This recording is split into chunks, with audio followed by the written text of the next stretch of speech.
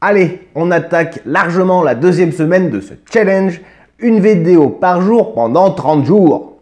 Je vois enfin le bout du tunnel. Ah ouais? Non, je déconne. Bien, aujourd'hui, on va parler d'un des plus gros monstres que je possède. Et comme avec Realty Income, je crois bien que je crèverai avec cette entreprise sur mon CTO. Aujourd'hui, on va parler de Procter & Gamble, PG.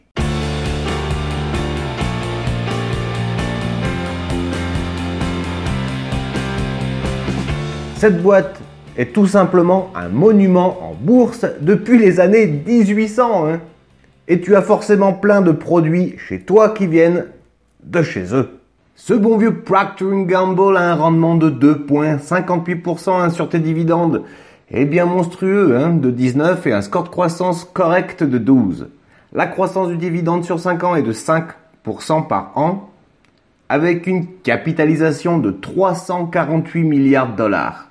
Si tu ne connais pas la société Procter & Gamble, pas encore en tout cas, sache qu'ils ont comme produits Head & Shoulders, Pantene, Braun, Gillette, Venus, Oral-B, Vicks, Ariel, Ferry, Febreze, Monsieur Propre, Swiffer, Pampers, Always, Tampax, etc.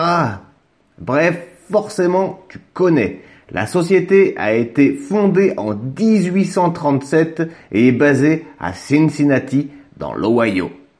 Le prix sur 10 ans, ma foi, plutôt en continuelle hausse.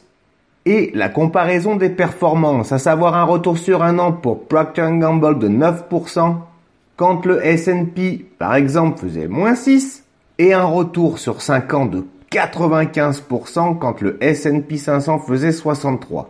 Actuellement, Procter & Gamble est au bon prix.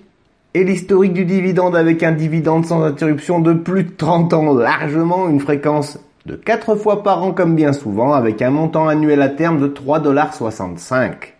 Et si on causait un peu de valorisation pour PG, avec un price to book de 7,62, un ratio cours/bénéfice de 25,35, un PEG ratio de 4,21, un price to sales à 4,57, un price sur FCF de 24,08 et un enterprise value revenue de 4,60.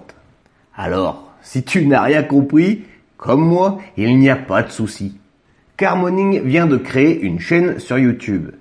Donc, je te propose de te mettre tout de suite un petit extrait qui expliquera en détail les chiffres concernant la valorisation. C'est parti!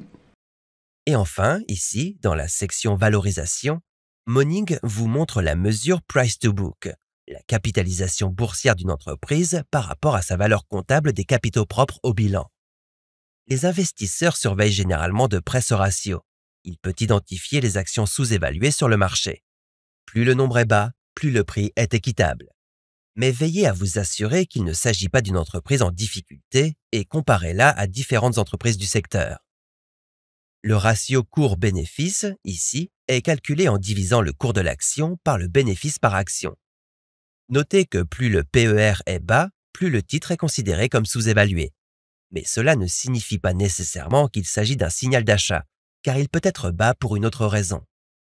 Comme pour tous les ratios et multiples d'évaluation, comparez-le toujours avec d'autres sociétés du marché, dans le secteur ou l'industrie en question et avec des concurrents. Le ratio PEG est le ratio cours-bénéfice d'une entreprise divisé par le taux de croissance de ses bénéfices sur une période donnée, généralement sur les 1 à 3 prochaines années. Ce qu'il indique est l'ajustement du ratio PE classique en tenant compte du taux de croissance attendu dans le futur, et il aide à la comparaison d'entreprises ayant des ratios de croissance et PE différents. Le prix par rapport aux ventes mesure le nombre d'années de vente de l'entreprise. Ce ratio, divisant la capitalisation boursière par le chiffre d'affaires, permet de calculer la valorisation d'une entreprise par rapport à une autre du même secteur. Un price to sales faible signifie généralement que l'entreprise est sous-évaluée. Le Price Free Cash Flow évalue une entreprise par rapport à son Free Cash Flow en prenant le cours de son action et en le divisant par son FCF par action. Ce ratio est similaire au cours sur les bénéfices, mais en omettant les dépenses papier uniquement. Cet indicateur permet de valoriser les entreprises au sein des secteurs très capitalistiques, qui procèdent à des dotations aux amortissements importantes. Et enfin, la valeur d'entreprise, EV, représente une évaluation plus complète de la taille d'une entreprise que la capitalisation boursière, car elle ajoute la dette nette à la valeur des fonds propres. Le ratio EV-R met en contraste l'EV total d'une entreprise par rapport à ses ventes totales. L'EV-R est généralement un meilleur multiple de valorisation à comparer avec d'autres sociétés que le PS, car il prend en compte les différents niveaux d'endettement. Non mais sans déconner, si tu n'as pas de Procter & Gamble sur ton CTO, non mais allô quoi, non mais allô. Je t'engage en tout cas à aller la checker où tu voudras, hein, et revenir ensuite me dire ce que t'en penses dans les commentaires. Sur ce, je vous souhaite une bonne journée et je vous dis à demain. Tout est dans la description. Oui, merci. Bisous.